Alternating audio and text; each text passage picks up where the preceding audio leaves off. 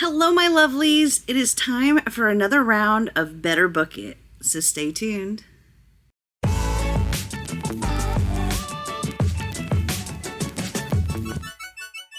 So my plan for today was actually going to be filming other videos, but life got to lifing and I didn't get a chance. It is currently like 12:30 in the morning on January 15th. So I'm not actually going to be starting this right now because I'm getting ready to go to bed. But I did want to go ahead and get this video started and maybe do my first roll and figure out what the first book is going to be. So I rearranged my schedule to do the Better Booket instead of the other videos, and I'll do those later. So my plan is, normally I would do like a Friday, Saturday, and Sunday for Better Booket, but I think today I'm going to be doing a Wednesday, Thursday, Friday. So by the end of the night, Friday night, I have to have completed the board. So if you're new here, the way this works is I have a board game that I created, and I have to read a book for the different prompts on the board. If I can make it to the end of the board by the end of the night, Friday night, then I get to take one of the spins away from my wheel of TBR, like one of the base spins. If I don't complete it, I have to add a spin. So fingers crossed, I can complete it. So far, I've been really lucky, like really lucky, and I managed to just occasionally barely scrape by to win. So hopefully I can do it again. Hopefully not barely scrape by like I have in the past. But let's go downstairs and get the board out and see what we get. Okay, I don't have my normal tripod here right now, which would be over this, so I'm doing the best I can as far as the angle. I got my little Nomi friend here. His name is Cedric. Putting him on the start. Got my dice. So let's roll and see what we get first. 2. That's not a great number, but okay. That is your choice. Okay, so for this one, I get to pick anything I want to read. That's kind of intimidating because I don't know what I want to read. Let me think about it, and I will come back to you. Okay, I think I figured out what I want to read because 1, I have an audiobook of this, and 2, it's part of my TBR for the month. And 3, well, I needed an audiobook because I have so much to do around this house tomorrow. So I figured an audiobook would be good to help me get stuff done around the house while also doing this. This book also works for Buzzwordathon. So I'm going to be reading Lies She Told by Kate Houlihan. And this says, sometimes the truth is darker than fiction. Liza Cole has 30 days to write the thriller that could put her back on the bestseller list. In the meantime, she's struggling to start a family with her husband, who is distracted by the disappearance of his best friend, Nick. With stresses weighing her down in both her professional and her personal lives, Liza escapes into writing her last heroine, Beth. Beth is a new mother who suspects her husband is cheating on her while she's home alone caring for their newborn. Angry and betrayed, she sets out to catch him in the act and make him pay for shattering the illusion of their perfect life. But before she realizes it, she's tossing the body of her husband's mistress into the East River. Then the lines between fiction and reality begin to blur. Nick's body is dragged from the same river, and Liza's husband is arrested for his murder. Before her deadline is up, Liza will have to face up to the truths about the people around her, including herself. If she doesn't, the end of her heroine's story could be the end of her own. I'm hoping that this won't be too confusing between the reality story and her story that she's writing when I'm listening to it. But it is on Hoopla, so I'm going to borrow that. And we will be starting that first thing in the morning. Okay, so I can't remember if I checked in this morning or not. It's been kind of chaotic, and I also had an appointment. So while I was doing all the things and driving and all of that, I was listening to Lies She Told, and I completed it. It is currently 6 p.m. It took a lot longer to finish it than I was expecting it to, because I had a lot of times where I had to pause and do other things. But, okay, so I feel like the synopsis does a pretty good explanation of what the book's about. So I can't really go into any more than that, other than the main character, Liza, who's the author, and her character in her book, Beth, their worlds kind of blur. And but I did have like an easy time determining who was who in the book, so that was good. I enjoyed it a lot. I think I'm going to give it a 3.75 because I don't know that I would actually read it again, but I did enjoy my time while listening to it. There were things that were predictable in it. There was a little twist that I didn't see coming, but for the most part, I think it was kind of predictable, but still enjoyable. And I also love me a bookish book. Okay, that means it is time for me to roll again. And let me see, if you look at the board here, so we're currently right here. If I happen to roll another 2, that is for recent purchase. And this actually came in the mail yesterday, so I thought I'd open it up here. As long as this is not part of like the middle of a series or something, then if recent purchase comes up, this is what I'll read. This was something that was pre-ordered, so I'm not sure what it is. Oh, okay. Actually, this is part of a series, but it's the second book, and I've already read the first book, so I could read this. Though, honestly, I would probably like to reread the first book before reading this. But I have 4 Ruined Realms by Mai Corland, and oh, look at these pretty sprayed edges. End pages look like this.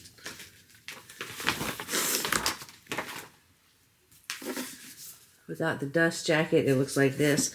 I remember I really, really enjoyed the first book. I can't remember if I gave it a 4 or a 5 star, but I enjoyed it a lot, so I pre-ordered the sequel. Alright, so let me turn this camera down towards the board, and we will roll and see what we get next. Actually, I don't know where my dice went. Give me a second to find that. Okay, I really need to unpack my other tripod. I took it with me on the last trip I went on, and so it's still currently in my suitcase. But for now, this is how we're going to do it.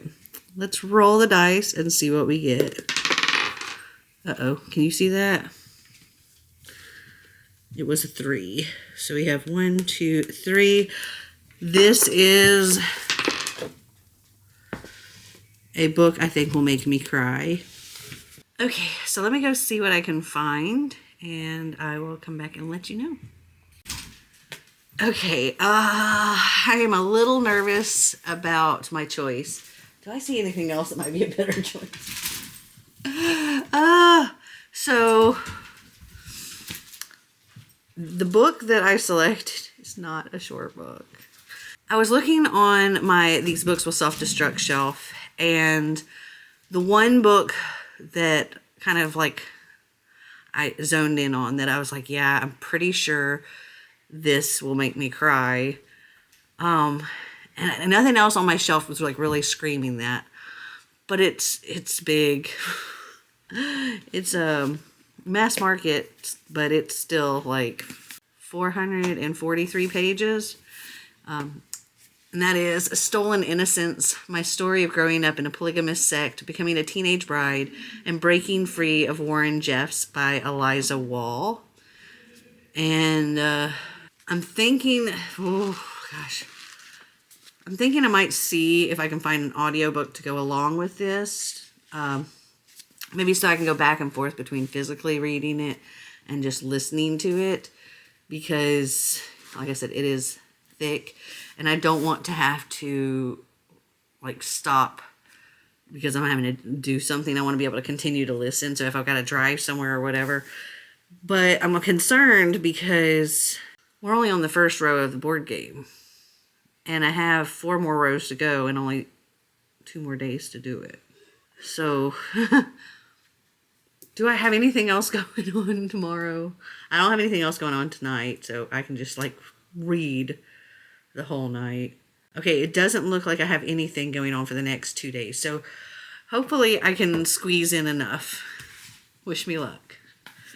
I'll come back and check in with you when I get, like, a little bit into it.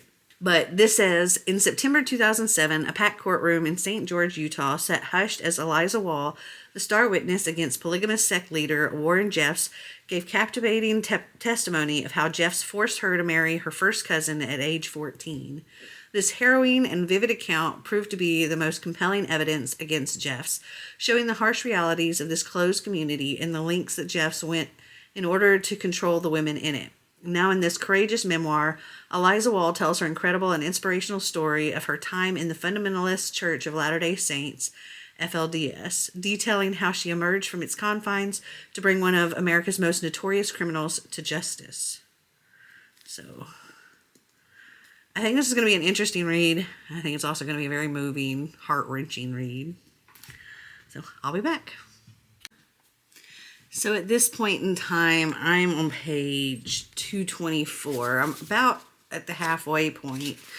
And, oh my goodness. Okay, so to address a few things. As far as polygamy is concerned, I think that is up to the individuals. I mean, I think technically it's illegal to have more than one wife or husband or whatever. I personally am about monogamy, but I think to each their own, and as long as everybody is consenting and wanting to be part of this and nobody's being forced into anything. Alyssa, she was 14 and forced into this marriage. She begged and pleaded and begged and pleaded, and regardless of how she felt or the case she made for herself, it was refused. And they're raised to believe that, like, boys are evil and snakes and you don't touch them. They didn't even have the word sex in their vocabulary. So when she was forced to marry this boy, this 19-year-old cousin of hers, who she despised, he was expecting marital relations, and she had no idea what this was, and fought it off as long as she possibly could until eventually he started R-wording her. And, oh my gosh. And before getting married, she went to the prophet, Uncle Roy, I think his name, Roy or Rob, something like that, to plead her case. And Warren Jeffs, his son, who's kind of like speaking on behalf of the prophet, didn't want her to talk to the prophet, but eventually she did, and he was like, follow your heart. And she's like, oh my gosh, thank you. My heart is saying no, I don't want to do this. And she told Warren, hey, he said, follow my heart. My heart says no, I don't want to do this. And Warren was like, oh no, you're going to do it. And so, she was forced into this. And throughout these years, too, she's lost most of her siblings because of being, like, they don't want to be part of something, or they asked the wrong questions, or wanted to experience something, or just whatever. And they'd be either sent to be reprogrammed, or they would be shunned and kicked out. And also, so her mom was one of 3 wives. And when it was just her mom and the first wife, there was a lot of contention in this family. And the husband can lose his priesthood or whatever and lose his whole family. And at one point in time, her mother and all of her siblings from that mother actually got taken away and went to live with another family until he repented and made things right. And then they got to go back. But then another one of the wives was taken away, and those kids were taken away. There was a third wife brought in, and there was a lot of chaos. And eventually he ended up losing all of his families, and so they got sent to somebody else. And apparently at that point in time, he is no longer their father, and the wife and children are assigned to another man, and that is now the father by blood and everything. Also, even in the Mormon community, child marriages was like a big no-no. But they were like, no, Warren was like, no, we're doing this. But they like made strong, like, there was no paper trail. There wasn't actually a wedding license or anything like that. They would get that once they became 18. And there was no photos or any evidence that could be used against them. And this is just, it's wild, it's insane, it's traumatic.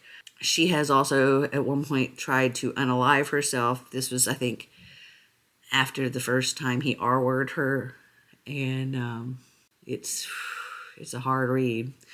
At this point in time, they're all still part of the FDLS or FLDS, and her and Alan, the cousin she's married to, have been married for I think a year now, and they're now being pressured, to start having children. And she's at this point, she's only 15. This hurts my soul. All right, I don't know what time it is right now. Let me see. So it's about 9:45. I definitely don't think I'm going to be finishing this tonight. But I did want to show you some pictures that are in here. Actually, let me go to this one. This is one of the only pictures of her wedding day. And her face is all red and splotchy from crying all day. And this here, that's her cousin Alan. He just like scooped her up to carry her across the threshold, and she's hiding her face because she's hiding her tears. And this was her 15th birthday when they started pressuring her to have children. It's insanity. Insanity.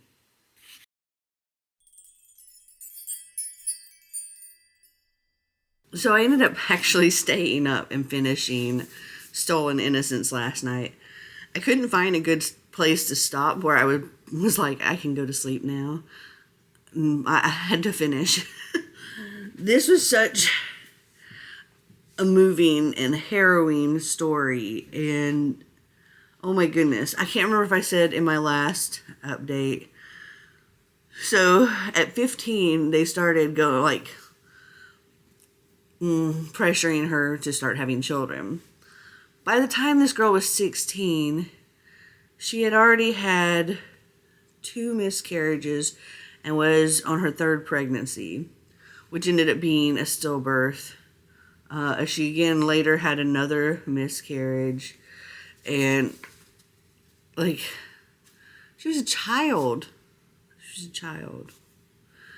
And this went through the trial and all of that. Yeah, this was, it didn't make me cry, but it was definitely a moving story for sure.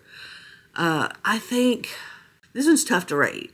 It was well written, it was moving, but I also base my ratings a lot on if I'm going to reread the story, I don't know that I would reread this.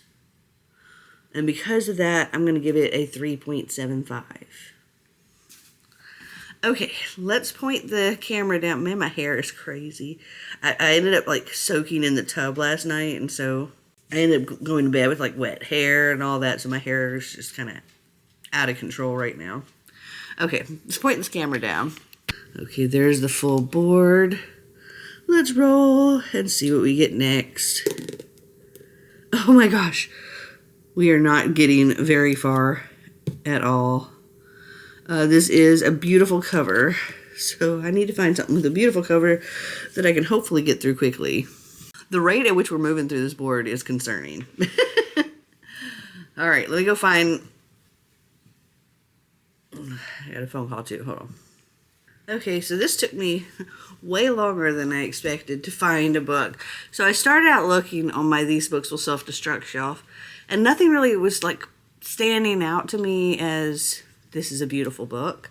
I was kind of thinking something maybe along the lines of special edition or something, and I know I have Four Ruined Realms here, but as I said before, I feel like I'd want to reread the first one, which I guess I could have done that too, because it is a pretty special edition as well. But what I ended up going with is not a special edition at all. I was looking at my shelves upstairs, and I was just trying to find something that, one, I thought was a pretty cover. If it was a special edition, even better. But also something that's not like gigantic. And the only ones that kind of fit in that were like dark gothic-y things. And I don't know, I'm not in the mood for that. I wanted something light and fun. And, well, this one's got a pretty cover, I think. This is Cinder and Glass by Melissa De La Cruz. And it's got this soft matte cover too. And she's got this pretty dress, and I like the colors. Plus, it's a fairy tale retelling, and I love those. Also, the book is purple. It's hard to see the colors, but yeah, it's pretty purple. This says, Cendrillon de Livaux was poised to be the most eligible maiden in all of France. But the death of her father, the king's favorite advisor, has left Cendrillon at the will of her cruel stepmother and stepsisters. Dubbed Lady Cinder by the court, Cendrillon is forced to become a servant to her new family. But when she attends the royal ball, she catches the eye of the handsome Prince Louis and his younger brother Auguste. Even though Cendrillon has an immediate aversion to Louis and a connection to Auguste, the only way to escape her stepmother is to compete with the other girls at court for the prince's hand. As her stepmother's cruelty grows, Cendrillon captures the prince's heart, though her own heart belongs to Auguste. Cendrillon's fate rests on one question. Can she bear losing the boy she loves in order to leave a life she hates? Ooh, this is an interesting twist. Okay, so we've got the Cinderella aspect. We also have like a bachelor competition type aspect, except she doesn't want the bachelor, she wants his brother. I'm excited. Okay, so this one I think will go by pretty quickly. It's not super long. It's a little over 300 pages. Looks like 315, maybe 316. Yeah, 316 pages. And the text is large and spaced. So I think this will be a quick read. And I need it, because we are not even halfway through the board. We're over a third of our way through our time. Okay, I'm going to go and get started reading. Okay, so I just finished Cinder and Glass. There's not really anything more to tell about it other than the synopsis and what it was. I enjoyed it immensely, and I'm going to have to give it 4 stars. I'm also not sitting down because there's currently a snickerdoodle sitting in my seat. So let me point this down at the board again. Okay, let's see. We're going this way. We need... Really, I don't want to get a 2. I definitely don't want to get a 4. So anything other than a 2 or a 4 would be good. See a little snickerdoodle. All right, let's see what we get. Okay, it rolled off the screen, but it was a 6. 1, 2, 3, 4, 5, 6. I believe this is series. Yeah, this is series. Okay, so I either can start a new series or I can continue a series that I was reading. All right, let me think. What do you think, Snickerdoodle? All right, let me think about what I want to read here. Isn't he cute? I think I have an idea. I'll be back. Okay, so for series, I'm going to go with a reread because this is something that I'm wanting to reread so I can read the next book, and that is The Wrath and the Dawn by Renee Ahdieh. I read this years ago. It's about 400 pages. Well, it's 395, plus there's like a short story, which I don't recall ever reading. A little short story in the back, which is, it's just like another 10 pages, so it's a little over 400 pages. But I feel like at this point, we're like almost to the halfway point. Like one spot over would be a halfway point through the game. So I feel like it would be okay, even though this is a little bit of a chunkier book, to do this. Plus it's a reread.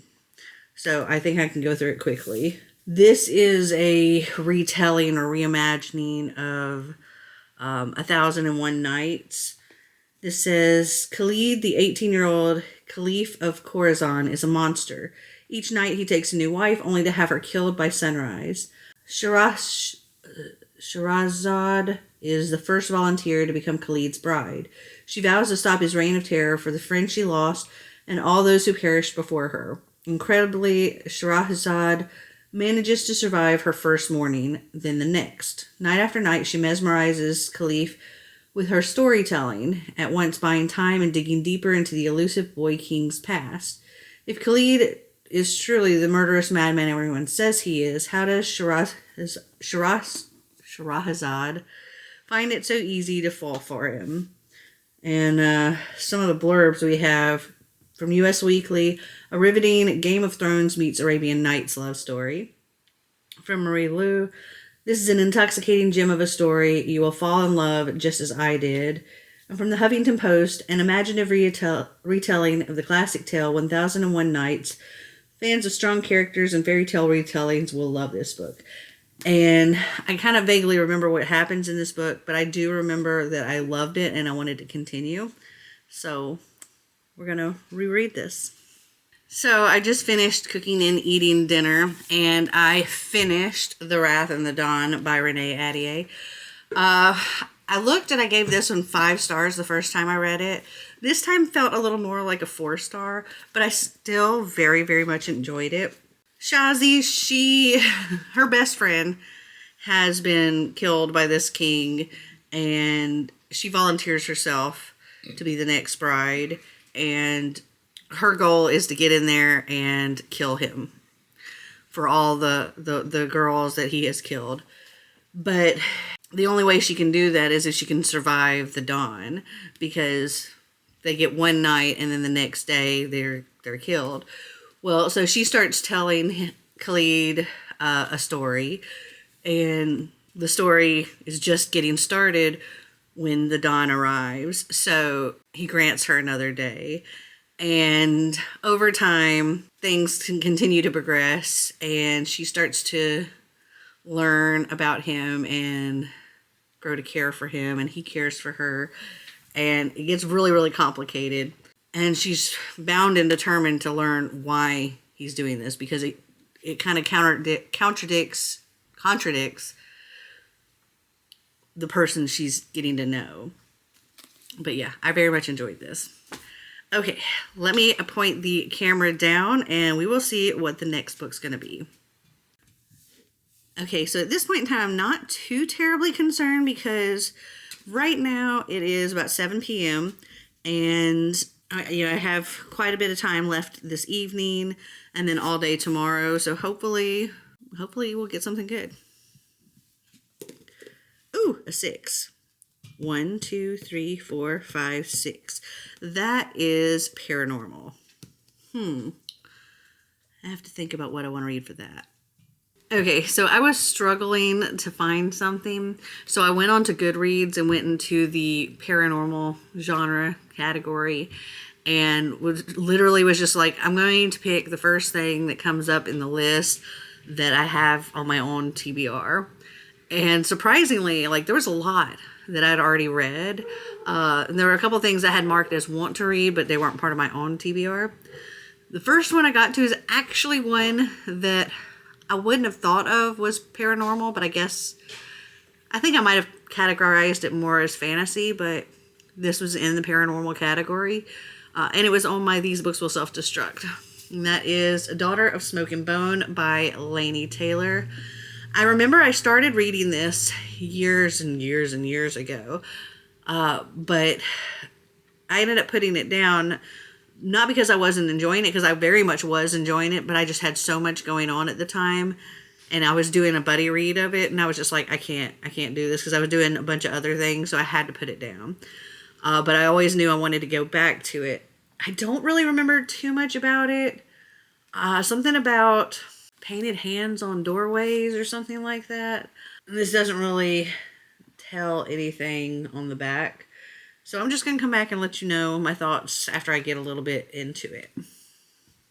Okay, so I'm currently on page 80, and what I know so far about this,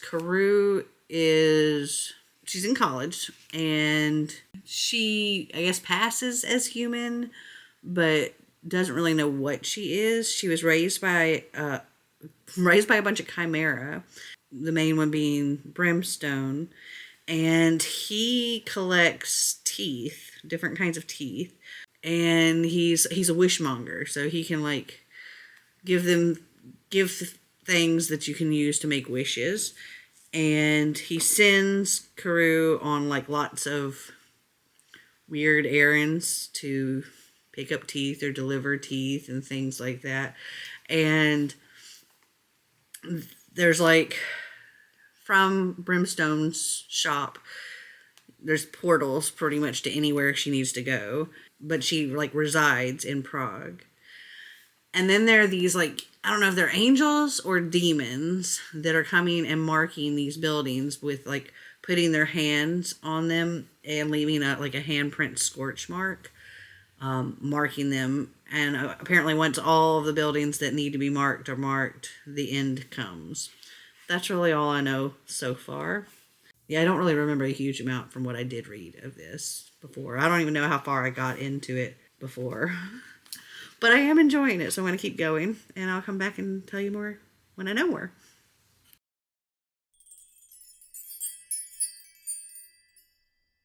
Good morning. This is the final day to complete the board. I think we're looking pretty good. Unless I roll nothing but small rolls.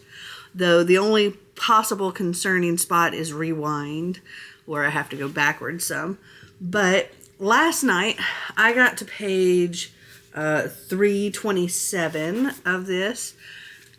And, oh my goodness, I've been way farther than I was the first time I read it, because there's a lot of stuff that I really don't remember. Like, the beginning part, I vaguely remembered, like the handprints and stuff, but yeah, things going on now I definitely don't remember.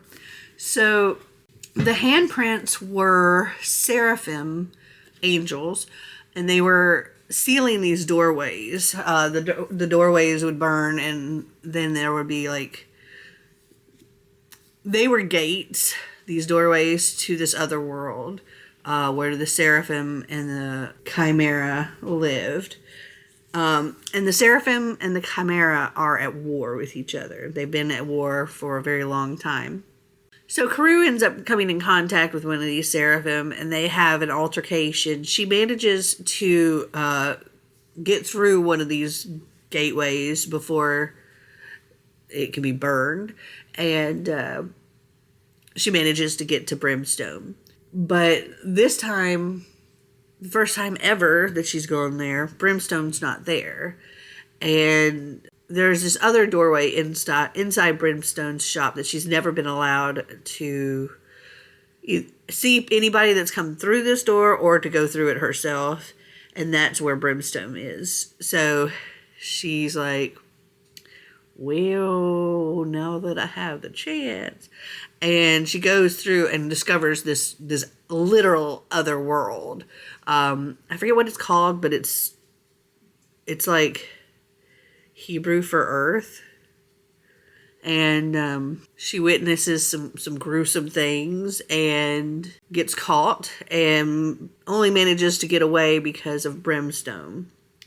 And once he gets her back through the shop, he pushes her out of the shop without her coat, her shoes, her phone, anything. Pushes her out of the shop, and she's like, can't get back in. She's out in Prague, and he's mad at her, and nobody opens the door back up to give her stuff, and she can't get through anywhere because then all the doors end up burning, including that one. She's been beaten terribly while in this other world when she was caught, and she spends the next few days kind of licking her wounds, and she ends up telling her friend everything. And at first, obviously, her friend doesn't believe her, but then this crow-like chimera that usually delivers the messages for a crew to go see Brimstone shows up with Brimstone's wishbone that he always wears that she's not even allowed to touch.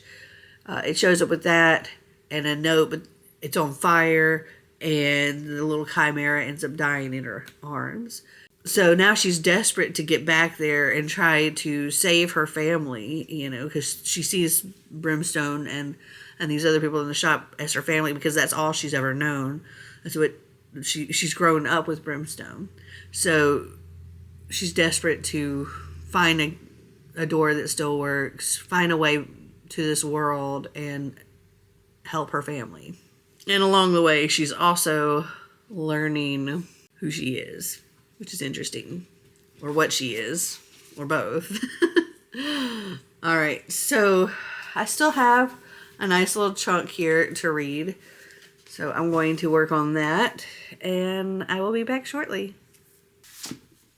Okay, I just finished Daughter of Smoke and Bone by Laini Taylor.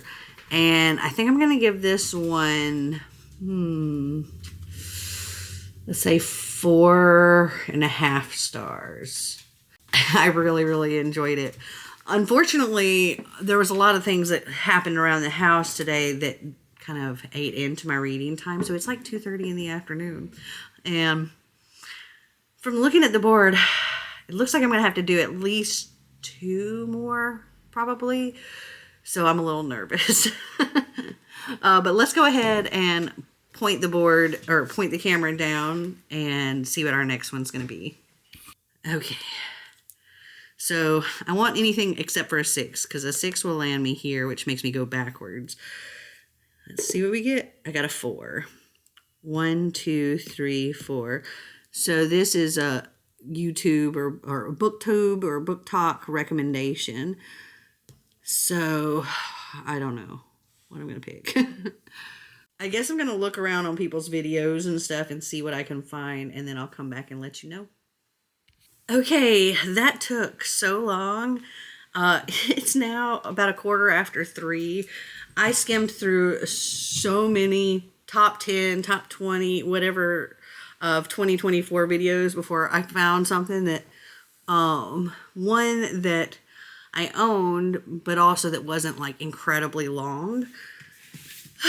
And finally, Sid from Sid Bookworm, I'll link her channel down below. She listed Lost Story by Meg Schaefer as one of hers. This one, let's see. It's a little over 300 pages. Looks like 322. This is also one of my Book of the Month books. This says, inspired by C.S. Lewis's The Chronicles of Narnia, this wild and wondrous novel is a fairy tale for grown-ups who still knock on the back of wardrobes just in case, from the author of The Wishing Game. I'm already loving this. I'm excited to read this. As boys, best friends Jeremy Cox and Rafe Howell went missing in a vast West Virginia state forest, only to mysteriously reappear 6 months later with no explanation for where they'd gone or how they'd survived. 15 years after their miraculous homecoming, Rafe is a reclusive artist who still bears scars inside and out, but has no memory of what happened during those months. Meanwhile, Jeremy has become a famed missing persons investigator. With his uncanny abilities, he's the one person who can help vet tech Emily Wendell find her sister, who has vanished in the very same forest as Rafe and Jeremy. Jeremy alone knows the fantastical truth that while the rest of the world was searching for them, the two missing boys were in a magical realm filled with impossible beauty and terrible danger. He believes it is there they will find Emily's sister, but for his own inscrutable reasons, Jeremy has kept Rafe in the dark since their return. However, the time for burying secrets comes to an end as the quest for Emily's sister begins. The former Lost Boys must confront their shared past no matter how traumatic the memories. Alongside the headstrong Emily, Rafe and Jeremy must return to the enchanted world they called home for 6 months, for only then can they get back everything and everyone they've lost.